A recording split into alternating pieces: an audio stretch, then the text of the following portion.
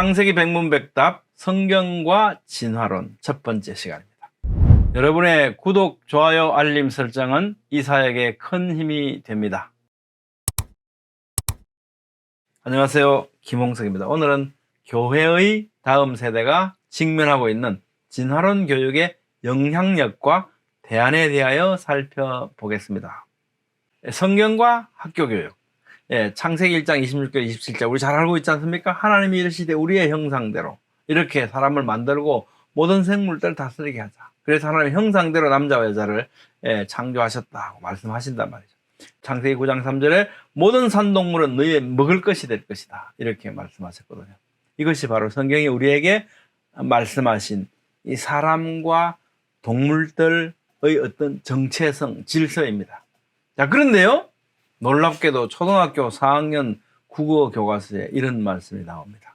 동물 속에 인간이 보여요, 이러면서 이런 글들을 씁니다. 최대천 교수님이 썼네요. 인간은 종종 자신을 동물과 다르다고 생각합니다. 다를 뿐만 아니라 여러 면에서 동물보다 훨씬 뛰어나고 특별하다고 여기죠. 이런 눈으로 세상을 보면 인간 외의 다른 생명은 작고 하찮게 생각돼요. 우리가 사는 지구도 마치 인간을 위해 생겨난 것처럼 잘못 생각할 수도 있고요. 지구의 주인은 인간이 아니고 인간만이 특별한 생명체도 아닙니다. 왜 그럴까요? 우리 지금 초등학교 4학년한테 교과서에서 이렇게 말하고 있는 겁니다. 인간은 엄연히 동물에 속하죠. 그것도 새끼를 일정 기간 몸속에 키워 내보낸 뒤 젖을 먹여 키우는 포유동물이에요.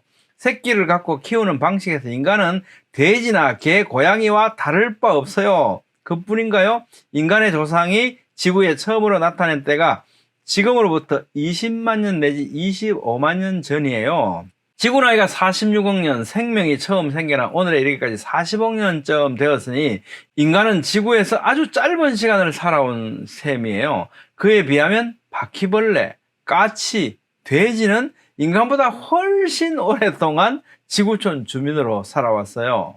그러면서 이렇게 얘기합니다. 자연계에도 어른을 공경하는 문화가 있다면 지금 인간에게 무시당하고 고통받는 많은 동물의 마음은 나이 지긋한 어른이 한참 어린 아이에게 험한 욕을 듣고 험신 두들겨 맞았을 때의 느낌과 비슷할 거예요. 인간은 지구의 막내예요. 최초의 생명이 수십억 년에 걸쳐 다양하게 가지를 뻗으며 진화하는 과정에서 우연히 생겨난 생물의 한 종일 뿐이지요. 인간은 진화하는 과정에서 우연히 생겨난 생물의 한 종일 뿐이라고 이렇게 말합니다. 이 말이 맞으면 성경은 완전히 거짓말이죠. 이것이 초등학교 4학년 교과서에 실린 내용입니다. 하나님이 이르시되 땅은 생물을 그 종류대로 내되 가축과 기는 것과 땅의 짐승을 종류대로 내라 하시니 그렇게 해서 종류대로 만드셨단 말이죠. 근데 브리테니카 백과사전에 진화설이라고 하는 걸 찾아보면 이렇게 정의되어 있습니다. 모든 생물은 각기 종류대로가 아니고 공동조상에서 유래되었는데 생물들의 계보가 세대에 따라 변하면서 계속 분지하기 때문에 생물계가 이렇게 다양성이 생긴다는 생물학 이론이다. 이것이 진화론이다. 하나의 가설이죠. 이렇게 설명하고 있습니다. 하나님이 자기의 형상대로 이렇게 만드셨다. 그리고 창세전에 그리스도 안에서 우리를 택하셨다고 말씀하지 않습니까? 세상을 지으시기 전에요, 그리스도로 오실 것을 작정하셨고, 그래서 그리스도 안에서 우리를 택하셨대요. 우린 너무나 다른 것하고 구분되는 이런 존재들인데도 불구하고 뭐라 그럽니까? 인간은 지구의 막내예요. 최초의 생명이 수십억 년에 걸쳐 다양하게 가지를 뻗으며 진화하는 과정에서 우연히 생겨난 생물의 한 종일 뿐이지요. 이 내용과 성경은 너무나 다르죠. 너무나 다릅니다. 자, 그럼 고등학교 가서 볼까요? 생물이 진화한다는 것은 수많은 과학적 증거로 뒷받침되는 명백한 사실이다. 과거에 존재했던 생물에 대한 증거는 대부분 화석을 통해서 얻을 수 있다. 화석이야말로 생물 진화의 가장 기초적이고 직접적인 증거라고 할 수 있다. 진화가 일어났다는 것을 확실하게 증명해 주는 것은 화석이다. 이렇게 말합니다. 이게 이 화석을 보면 진화했다는 건 틀림없어. 그 진화의 증거가 명백해. 이건 이 확인된 과학적 사실이다. 라고 고등학생들 교과서에 나와 있다는 겁니다. 한번 생각해 보시죠. 열심을 다해서 이렇게 배우고 시험 치고 자라온 우리 교회의 바로 다음 세대들이, 이 젊은이들이, 이 어린이들이 열심히 다해서 또 성경을 자세히 배우고 공부하면 어찌 되겠습니까? 어떤 일이 나겠습니까? 교과서가 틀렸을까? 성경이 틀렸을까? 너무 다르니까 둘 중에 하나 틀렸겠죠. 무엇이 틀렸다고 생각하기 쉽겠습니까? 굉장한 위험에 처해 있다는 겁니다. 이것이 우리 다음 세대들입니다. 성경과 기독교에 대한 진화론의 영향, 교회의 다음 세대 이미 떠나가고 있다. 2009년 미국에서는요, Already Gone이라는 책이 발간됩니다. 이게 뭐냐면 유럽 교회를 보니까 노인분들만 남아있다는 겁니다. 젊은이들 다 떠나고 없어요. 그러니까 미국에서 우리도 이렇게 되면 어떡하지? 그러면서 이제 조사를 하기 시작한 거죠.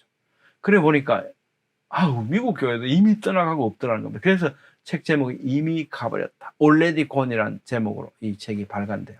이 부제는요 이렇게 붙어 있습니다. 왜 당신의 자녀들은 교회를 떠나게 되는가? 그리고 무엇으로 그것을 멈출 수 있는가? 이것이 이 책의 부제입니다. 미국의 실태를 보면요, 성경과 하나님에 대한 의심이 교회를 떠나게 만들었다는 겁니다. 물론 교회를 떠나는 사람들 가운데는요, 이게 교인들끼리 이렇게 속상한 마음이 있을 수도 있고, 우리 인간적인 여러 가지 이런 어떤 충돌들, 이런 거 또 목사님 마음에 안 들어, 오케이, 그럴 수도 있습니다. 그러면 교회를 옮기면 되겠죠. 근데 정말로 교회를 떠난다는 것은요, 성경이 믿어지지 않기 때문이죠. 만약에 성경이 믿어진다면, 복음이 믿어진다면, 목에 칼이 들어가도 교회를 떠나지 않겠죠. 그렇습니다. 자, 실제로 교회를 떠난 이들 가운데 성경에 있는 모든 기사와 이야기를 의심하기 시작한 것은 성경이 이상해, 이거 진짜 아닌 것 같아, 틀린 것 같아 라고 의심이 시작된 것은요, 39.8%가 중학교 때, 43.7%는 고등학교 때, 10.6%는 대학교 때였고, 그때 그들은 교회를 떠났다라고 말합니다. 교회를 이탈하는 청소년의 수가 진화론 교육령에 정비례하고요, 교회를 떠난 이들에게 가장 큰 영향을 준 것은 창세기, 이 창조의 기록이었다는 겁니다. 최근 교회를 떠난 20대 1000명을 조사해 보니까요, 지구의 나이가 바로 성경과 달리 수백만 년에서 수십억 년 되었다는 과학 교육을 받게 됐는데, 이것이 바로 성경을 의심하게 되는 시작이었다라고 말합니다. 그들 중에 77%가요 노아 방주 오케이 그대로 믿는다. 62%가 아브라함이 100세에 이삭을 낳았다. 오케이, 그것도 믿는다는 겁니다. 그럼에도 불구하고 지구 나이가 1만 년 이내다라고 하는 것을 그걸 믿는다는 사람은요 20%에 불과했습니다.